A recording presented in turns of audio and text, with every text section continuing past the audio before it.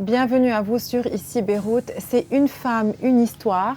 J'ai le plaisir de recevoir toutes les semaines des femmes libanaises au parcours remarquable.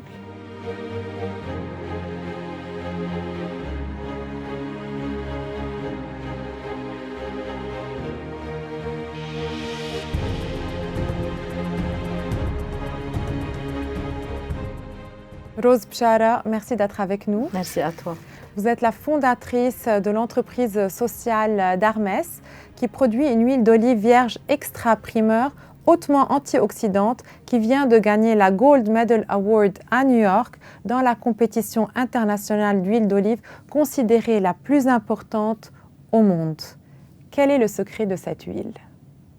Moi, je suis née dans un petit village au sud du Liban qui s'appelle Dermimès. Si tu le mets sur Google, ça va te dire que c'est le Bordeaux des huiles d'olive au Liban. Ça, c'est Dieu, c'est la nature. Nos oliviers sont centenaires. La terre est blanche, elle est enrichie en argile.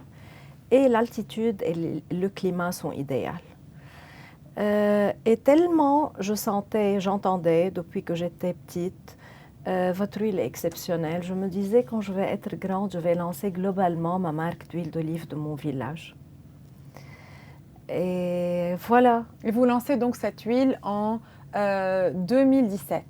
J'ai commencé ma faisabilité en 2017. J'étais prête pour lancer le produit en 2019, quelques jours avant la crise au Liban.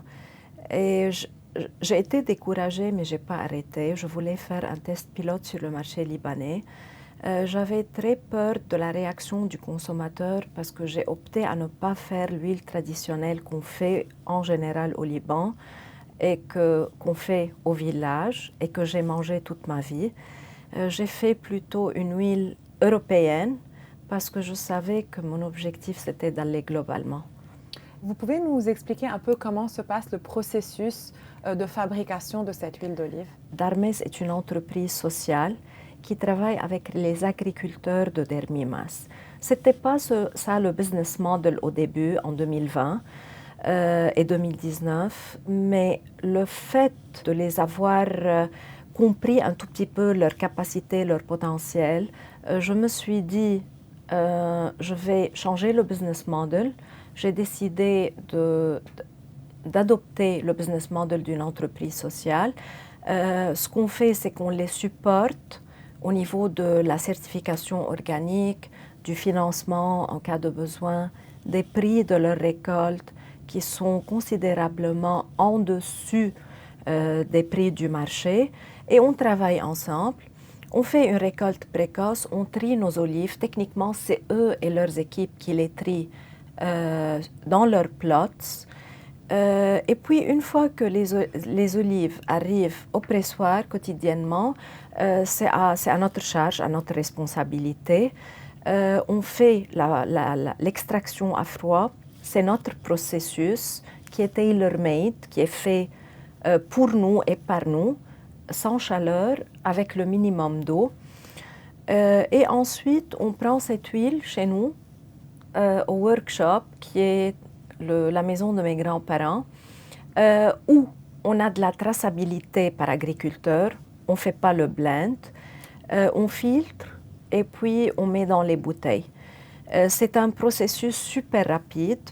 La récolte ne dure pas plus que 10 à 15 jours parce qu'on veut prendre les olives très immatures et très vertes. Pourquoi? Il y a une raison?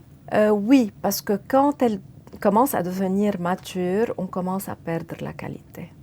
D'accord, donc ça c'est un secret de fabrication qu'on découvre là. Oui, et en fait, ce qu'on appelle yield, la quantité d'huile par rapport aux olives, d'habitude, en général, la moyenne à Dermimès, elle est de 45 à 50 kg d'olives pour faire 15 kg d'huile. Chez nous, cette année, par exemple, la moyenne était de 130 kg. D'accord. Donc, ça fait une grande différence. Bien sûr. Vous me disiez tout à l'heure que Dermimès est une région où il y a des milliers d'oliviers. Rappelez-moi le chiffre. C'est un tout petit village au sud du Liban, sur la frontière, qui fait 6 à 7 km², On a 130 000 à 150 000 oliviers centenaires. C'est exceptionnel. C'est exceptionnel. C'est en fait, si vous voulez, le pillar économique de Dermimès. Tout le monde vit de l'huile d'olive et des olives. Nous avons 7 cascades, on peut faire du hiking. Tous ceux qui nous visitent aimeraient retourner. Ils adorent l'endroit parce que vraiment on se sent dépaysé. La nature est respectée, oui. Et c'est pour cela aussi que cette huile qui est produite est exceptionnelle. Exactement. Vous me disiez tout à l'heure... Et il y a une chose aussi très importante, oui. C'est que la variété d'olive que nous avons, c'est une variété qui s'appelle Souri, originaire de Sour, qui existe seulement au Liban, en Palestine et en Syrie. Et donc, ça n'existe pas en Europe. Ça donne un goût très particulier à notre huile.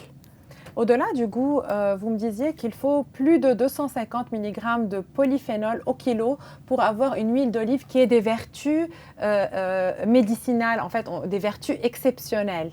Exactement. Est-ce que cette huile a des vertus exceptionnelles? Ouais. Moi, j'ai découvert cette catégorie par hasard en faisant des recherches en 2020. J'ai découvert qu'il y a une nouvelle catégorie dans le monde qui s'appelle High Phenolic Olive Oils. Seulement 10% de ce qui est produit globalement est dans cette catégorie. C'est régulé par l'Europe et on dit que s'il y a plus que 250 mg de polyphénol au kilo d'huile, l'huile peut dire officiellement que 2 cuillères à soupe par jour joue le rôle d'un supplément alimentaire naturel dans notre corps pour prévenir et combattre les maladies chroniques. Par curiosité, j'ai analysé l'huile d'Hermès en 2020. J'ai découvert qu'on était high phénolique dans la catégorie bronze. 2021, j'ai eu recours à un consultant grec qui m'a aidé. On était dans la catégorie d'argent, on était à 620, donc pratiquement 2,5 fois le minimum requis. Qu'est-ce qui a changé? J'ai changé en fait de petites choses. Il y a des choses sur lesquelles nous avons le contrôle durant le processus pour faire une huile hautement phénolique. Cependant, il y a des choses qui ont à faire avec la nature qui sont tout à fait incontrôlables. Par exemple, plus l'olivier stresse, plus le polyphénol s'élève. Et donc là, le stress vient de la nature.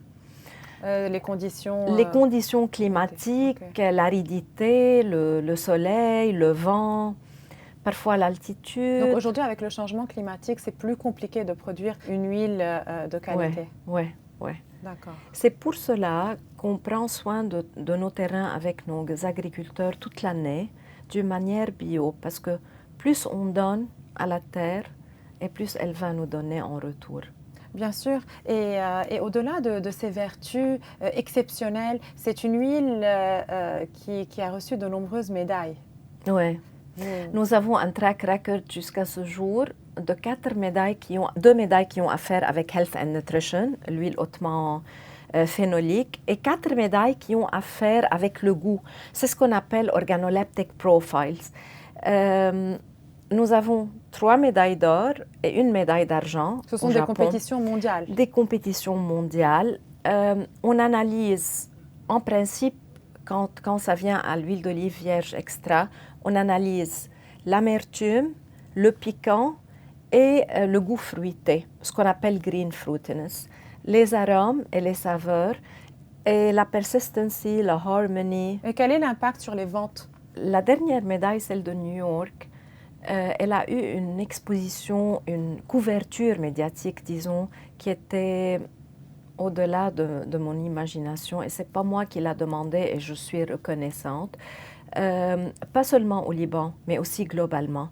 La chose qui est très motivante, c'est que, en fait, il y a beaucoup de gens qui ne connaissaient pas le produit, que ce soit des Libanais ou des Européens ou des Américains, et qui, grâce à cette médaille, ont voulu l'essayer.